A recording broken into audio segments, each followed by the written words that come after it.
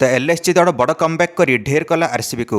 IPL match number 50 रे 9 run व्यवधान में एलएसजी विजय हासिल कर आरसीबी उपरे। लखनऊ इक्काना स्टाडियम रे मैचटी खेल जाऊला एलएसजी बनाम आरसीबी मध्य।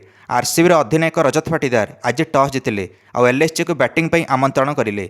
एलएसजी ओपनर मिचेल मार्श आज पूरा फॉर्म थे मात्र 22 बॉल निजर अर्धशतक संपूर्ण करें। आ पावरप्ले को निज अधीन नेले मिचेल मार्श। प्रथम 6 ओवर एलएसजी 68 रन थिला बिना विकेट हराई। मिचेल मार्श सहित युवा खेली यश कुलकर्णी आज आसते प्रारंभ करने इनिंग्स किंतु रन छड़ी लगेले आज ओपनर बैट्समैन मिचेल मार्श। आज वर्षा बाधा प्राप्त करथिला बहुत थर मैच रे। थर तो प्रथम ओवर वर्षा जो खेल में विराम लगी आउ थे नवम ओवर वर्षा होता। यश कुलकर्णी 17 रन कर आउट हेले 10वें ओवर कृणाल पांड्या को आउट कले।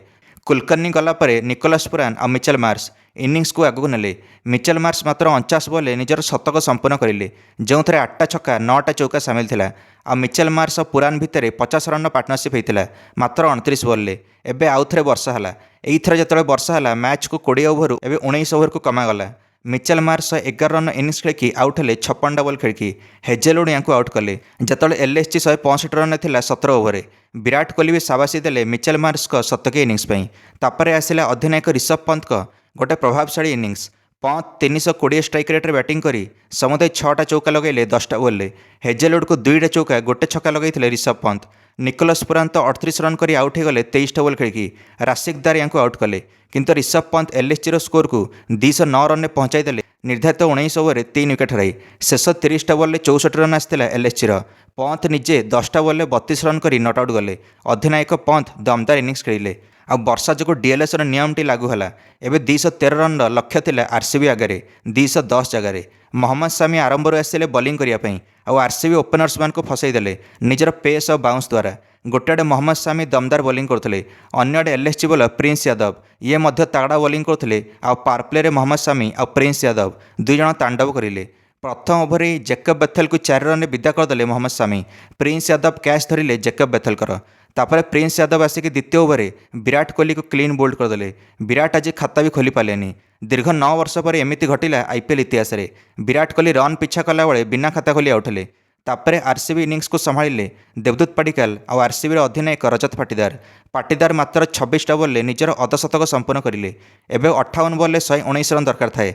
एमती परिस्थिति को मैचटी पड़ेगा। देवदूत पडिक्कल तापर आउट कले 34 रन रे आ 95 रन भागीदारी समाप्त घटिला पडिक्कल और पाटीदार मध्य। यही ओवर प्रिंस यादव जितेश शर्मा को भी आउट करदे जे कि 1 रन कर आउट हेले।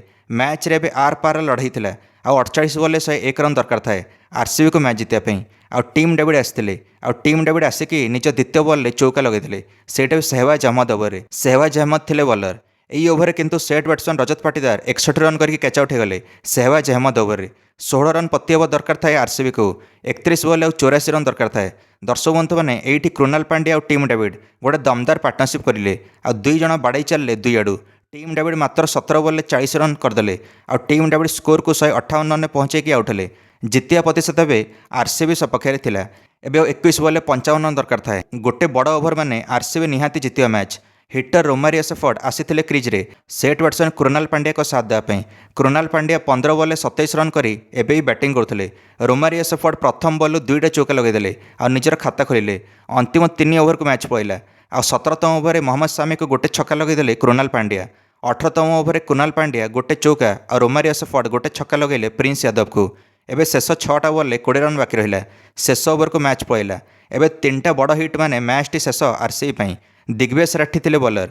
दिग्वेश राठी तगड़ा बॉलिंग कले और मात्र 7 रन देले प्रथम 4टा बॉल आ शेष में आरसीबी 203 रन रहीगला और 9 रन में मैच जीतिला एलएसजी दल डीएलएस पद्धति। आरसीबी जीतते नंबर 1 को जाता अंक तालिकार किंतु एलएसजी रोकीदेला आरसीबी को। गत 6टा मैच रे लगातार हारी आसुला एलएसजी दल। आज जाकि कमब्याक करी हारुवा एलएसजी पुणी आउ थे मैच जीतवा आरंभ कला। एलएसजी मालिक संजीव गोयनका खुशी थे एलएसजी विजय पर। एलएसजी शेष स्थान में अच्छी अंक तालिकार और 6 अंक पाई। बाकी 4टा मैच जितिले एलएसजी प्ले ऑफ को जापरिबनी किंतु अधिनायक ऋषभ पंत कहले आमे किंतु जापरिबनी किंतु अन्य टीम प्ले ऑफ जीवा स्वप्न को धूलिसात करूँ। बाकी 4टारू 4टा मैच जितिकी प्लेयर ऑफ द मैच पाइले प्रिंस यादव जे निज 4 ओवर 33 रन दे 3टा बड़ विकेट नहीं। आपण मैंने क्यों टीम को समर्थन करते प्ले ऑफ जावाई निश्चय मंतव्य कमेंट दे वीडियो को लाइक और चैनल को सब्सक्राइब करदे। समस्त क्रिकेट अपडेट्स धन्यवाद।